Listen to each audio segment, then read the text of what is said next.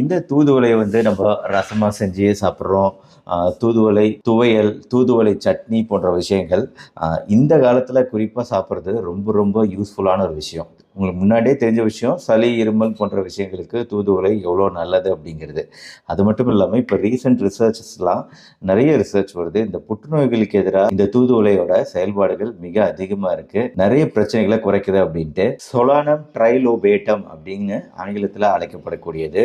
நார்மலா நெய் காய்ச்சும்போது முருங்கை இலைகளை அதுல போட்டு காய்ச்சுவாங்க இல்லையா? அதே மாதிரி இந்த தூதுவளை இலைகளையும் நம்ம நெய்யில போட்டு காய்ச்சி அந்த நெய்யை பயன்படுத்தும் போது நெய்யோட மருத்துவ நன்மைகள் எக்ஸ்ட்ராவா கிடைக்குது அப்படிங்கிறது ஒரு நல்ல விஷயம். குறிப்பா தூதுவளை இப்ப கல்லீரல் புற்றுநோய்களுக்கு எதிராக நல்லாவே செயல்படுது அப்படிங்கிறது தெரிய வருது.